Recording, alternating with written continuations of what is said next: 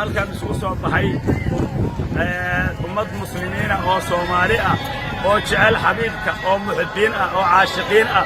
oo Nabi Muhammad jecel oo u dabaaldegaya dhalashadii Nabi Muhammad dhashay maantana waa maalintii 12aadkii uu xabiibkeennii khayru khalqillaahi ugu dhashay weeyaan waxaana rabnaa inaan ma arkaysaa weynayno oo tacdiiminno xafladda dhalashada Nabi Muhammad calayhi salaatu wasalaam